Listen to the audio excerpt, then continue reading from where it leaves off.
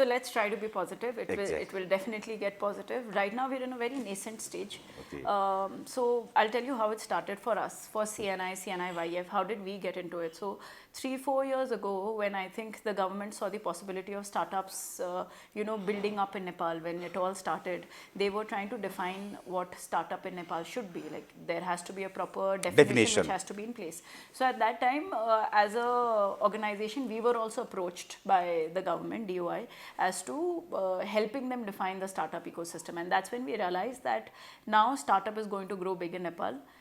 These people who are coming and starting new businesses would require some sort of identification. They would require sort of a line that they can follow. So we also build a committee here known as a startup committee. Okay. And the startup committee was usually called a startup abhiyan. Okay. For us, it was a movement. We didn't want to start only by defining startup and leaving it over there. How can we build the entire ecosystem? Okay. So basically, we are as early as 4 to 5 years old. Okay. That's when the entire ecosystem started taking a rise. There were very few startups that were here before that, to name a few would be eSeva, Sasto Deal, Foodmandu, F1 Soft. F1 Soft, F1 Soft being eSeva. So these were very few startups that are still what you can hear about at this point of time. Very few who have actually come, who have actually gotten the finances and have gone, to the next step. Like right now we are hearing a lot about Fuse machines. Okay. They've made it to the US and, they're in NASDAQ, they're doing very well. But otherwise the startup ecosystem is very, very nascent. It's like a baby, how you have to nurture a crawling, a baby. It's a crawling, It's a crawling stage. crawling at this point of time. Okay. It's like a baby, we have to nurture it. We are at that stage Okay, at this okay, point okay. of time. For startups, yes, I mean the first problem being access to funds and resources. Okay. In Nepal, we are still following the traditional banking system. So if a startup has to approach for loan, I mean you can't grow without the money, right? So if you go to any banking, traditional banking system, to get a loan you need to have something to mortgage, and these startups definitely don't have anything to put on mortgage. So that means that place to get money is out for them. Okay. Then they have to, approach other places like PE, VC funds, investors and all of that. Venture capitalists and all of those. But they are also very risk averse. Exactly. At this point of time, they would not want to invest on any startup which are on their seed stage, which have not earned any money, which have no growth potentials and all of that. So even that step for them is they are not that much interested to pour their box. Yeah, like right now, if it's not if they haven't proven themselves, it's very difficult to get any money. So the first problem is lack of resources and funds. The second problem is all the bureaucratic hurdles at this point of time. Like our process of registering a startup to starting it is very lengthy. There isn't any. It's a kind of bureaucratic hassles. Very. It's not streamlined. Like in a lot of places like say Estonia, Africa, Finland, when they realized that these were the problems, they actually made it all digitalized. Where they can, where a startup can come, they can understand the entire process. Yeah, to ease the process. The ease of process is not here. So when there is no ease of process, it takes very long for a startup to even register themselves, to know the exact, thing. And usually for startups, they need to understand one thing, that in the future they have to raise funds, right? So their books need to be clean. Exactly. No one has taught them how to keep their books clean. Good point. So, there are a lot of times they'll ask for a valuation, but their books don't justify that valuation. Okay. And it's not their fault. I wouldn't say that they were doing it out of purpose. They didn't know how to do it. Okay. There was no, like I said, resources. So they had no one who could actually mentor them. There are now a few incubation centers are coming. For any startups to grow, you need incubation centers. You need a place where they can actually go and learn all the skill sets. Like for example, I'll give you Singapore has something known as skill set or something, and where it is a continuous process for an entrepreneur to grow, learn and evolve. Those processes are missing in Nepal. Exactly. Missing to say now, but a lot of people, like even now in the last 2 years, there are a lot of programs that are happening. Like we do Startup Fest every year. So in that, there's a lot of learning that happens, but it has to be a continuous process. They have to keep learning. That learning is missing. And digitalization, lack of infrastructure. Like, even if a startup starts here, it cannot grow. In first place, we don't have the roads. So if anything for one major factor for a startup is scalability. For scalability, they need to reach every nook and corner of Nepal. So the infrastructure is missing, digitalization is missing, technology is missing, technology advancement is missing. So all of these things are missing as of now. Right. If we develop them in the future, then there's a long way to go. We have a very bright future. But we need to understand we're still on a very nascent stage. We are also only understanding that these are the problems. The minute we start understanding and addressing them, then I think we should be good. See, the whole thing is there. I mean, whenever I have to speak about this, I always say the government is here to stay. Okay. We are here to stay. Right, So right. if this is the problem, we have to stay with this problem for a while. I'm not saying that we don't need to address the problem, but we can't make that our hindrance and get frustrated and suffocated not to work. Right. We have to learn to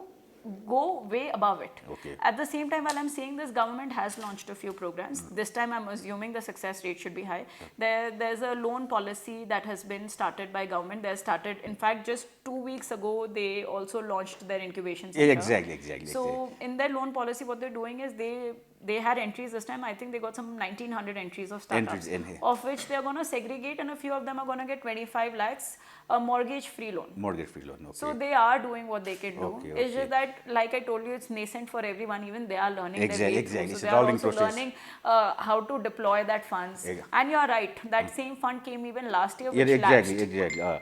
So there are chances that it will go through. Let's be optimistic. Let's be optimistic. Yeah. But government is doing, we are also working hand in hand with government. Exactly. Like every time you are making a joint effort. We are making a joint effort. In every way possible, we are trying to, whatever knowledge we have, we try to give them, and we try to tell them, okay, let's do it this way. Okay. If you do it this way, it's going to be better. Okay. So there is a close coordination and collaboration between them. Okay. We are trying. It's a very important thing. Yeah, Okay. yeah, So Prachi, what do you think are the major factors that make startups successful? What qualities it should have in your view? So the first, it's a very vague question, but if you have to put it in a concrete way. First, I think is innovation and creativity. Okay. Usually, a startup is solving a problem of the market which is unmet. Which is not there in the market, or solving the same problem in a unique way. So the minute they do that, then they are definitely solving a bigger problem. Like for example, like if you want to speak about our Nepali startups only, say F1 Soft, e-Seva, at that time there was no platform where you could pay money by your phone or something like that. So that ease of doing business through, like right now even I can't live without e-Seva. For anything, fine, I'll pay through e-Seva. It has become an integral part of our life. Correct. For that matter, Sasto Deal, at that time when they came in, there was no platform where you could order things online, for that matter, Food Mandu. So all of these things. So you need to have innovation and creativity to your business. For example, Airbnb, if you have to take a, a larger example, it revolutionized the hospitality industry by letting someone rent their houses. So that was a very different thought. For that matter, Oyo. Okay. So these are very good examples of innovative solutions. They need to know their market. Market research is very, very important. Which market are they getting into? Exactly. How is the market? What they are have the to conduct some behavioral sort of aspects? research.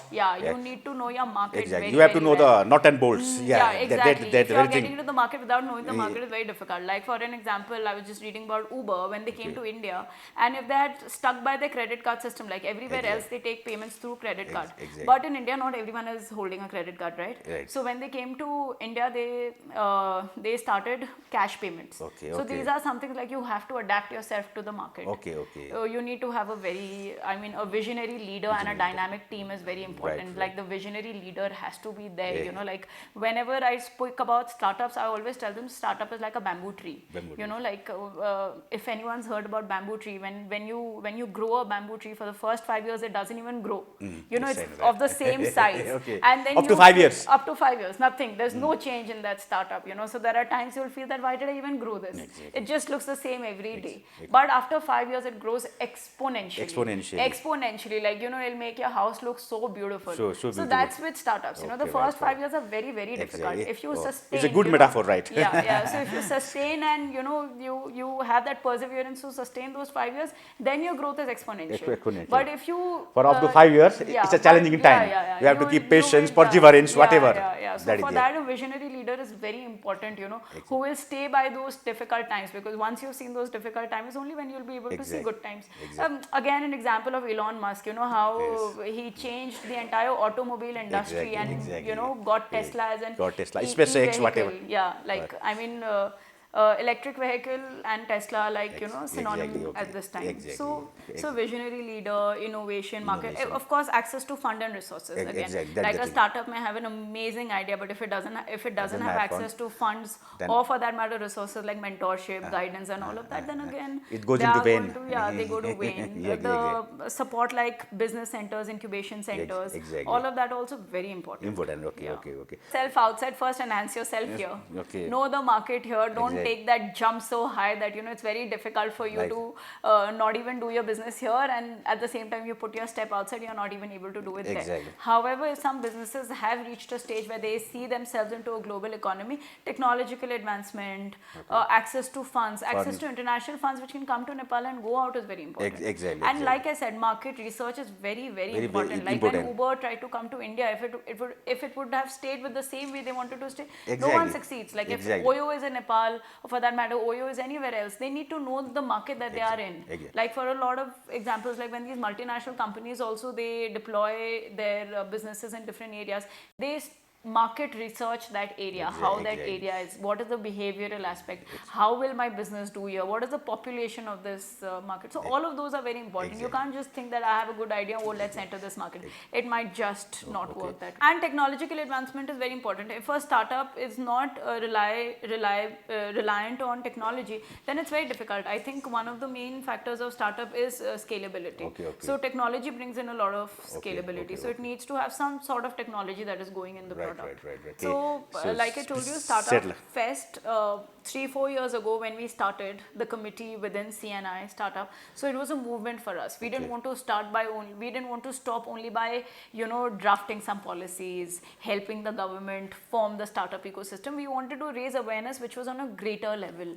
So, the first fest that we did, we called it a movement. That this is not going to stop right here, it is going to continue. It's more of an event, means movement than an event. Yeah, and the fest also, what we wanted to make it more fun, so that we have a lot of youth attending it, and at the same time it was knowledge based. So our first fest happened in 2020, we are in 2022 is the first, so it has been, 2023 and then 2024. So we've had 2 editions of the fest.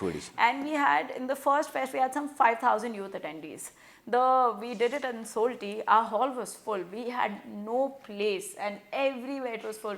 So what that tells us is that the youth of Nepal are hungry for learning.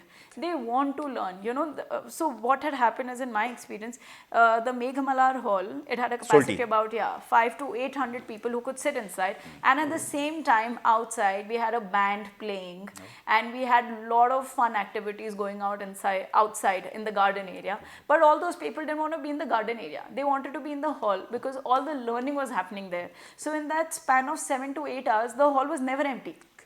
Because people were so hungry to learn. They are so much passionate about learning. Yeah, we had international speakers, we had national speakers, we had people from Unilever India, we had people coming from across the world and, talking about startup ecosystem. We had a lot of representatives from the government of Nepal and all of that. And they were hungry to learn what they wanted to say. So, it's a good sign. Yeah, let's take it as a good sign. It's absolutely a good sign. So, there was a lot of learning in terms of founding to funding. How can you fund your business? How can you scale your business? What does it take to be a startup? And then we had a lot of, like this time we had success stories about what the startups have done. The last leg was, to honor a few startups who are doing very well in their fields. So, that also gives startups a feel that, oh wow, if I'm doing well, I'll be recognized. That's also it's a very good initiation. That is there. And then we also had another thing. We have accredited investors within CNI. We have about 10 to 11 accredited investors. We had a total fund of about 25 CR in the first fest. So we did a lot of pitching also. We had about 8 to 10 startups that were pitching, of which about 5 or 6 got letter of intent in this fest. So that means if all their books encouraging justify, response. if all their books justify their valuation, our investors would be ready to invest in their startups. Not only in terms of giving money, but also to give them mentorship, to sit on their board of directors and actually guide them to scale their startup. So these are sort of initiatives that we are taking. So we are taking from ground to wherever we can go. And we also started our own incubation center, of which we, that was a pilot program. We were trying to see how to run an incubation center ourselves. So it was a pilot. Now we are going to formally launch it as well. So where we had a cohort of about 8 to 10 startups. We had a Indian knowledge partner who was here, who was sort of guiding these startups as to how to go about, running their startups. We tried to connect one dot to the other. So suppose if it was a say a tech startup, we can take that tech startup to a tech startup in India, so that they Right. can meet. They and can have talk. interface. Yeah. They can have interaction. They can share Yeah. their ideas. They That can very, share their very, ideas and all of very, that. So very we've nice. done a Very lot nice. of those things. Okay, okay. So, So that's means what the fest they are is the about, initiative ki- that has yeah. been taken by your forum. Yeah, absolutely. So Oh, even so- now we've been doing a lot. Like even this fest was very successful. We have about 5,000 to 7,000 youth that Okay. attended. So it's an annual event. So next year, Yeah. it's calendar event or what? No. It is a calendar no event, What? but we don't sort of have a date where to Eh, do, okay, when to right, do right. it, because like I told you, startup is in a very nascent stage. So we Nascent would like to stage, only exactly. do it when we can bring something new to the table. Right, right, right. If Okay. we keep doing it the same way without any new knowledge for the startups, then they'll also get bored. Exactly, exactly. So we need to bring something new to the table. The minute Right, we right. have something new, we'll announce it. Right. Firstly, you have to stay strong. If you've started a business, you can't lose hope midway. You have to have that strength and perseverance to take it to the last step that you can. Surely a few startups don't succeed, but even if they fail, there's a lot of learning that you've got from that, and that is also a very big step for you to start again, because you already know what were the reasons to Exactly. fail, and you're not going to do it again. Exactly. So never get disappointed. Okay. You Don't emerge leave more things mature. midway. Yeah, you'll be more mature. Each year. Don't leave things midway. Like I told you about the bamboo tree, like sustain those Sustain. 5 to 8 years, Exactly. because it's difficult. And it's not only difficult in Nepal. If we say that, oh, Nepal is very Yes, difficult to work, right. whatever makes you think that it's easy to work outside, it's not. Because over here, you still have less competition. Outside, it's crazy competition. crazy. Yes, yes. Like whatever idea you have, maybe already developed, scaled, and reached another height. Right. So Nepal has a lot of potential at this point of time, because we don't have a lot of things. Exactly. Asian market also, a lot of them have saturated. There are great ideas which are being implemented. Nepal hasn't. So Nepal at this point of time is a raw gold market. Raw gold market, exactly. You can actually, if you have the idea, if you have the potential, if you have every basics right, I think go for it. Exactly, That is exactly, what I will okay. say.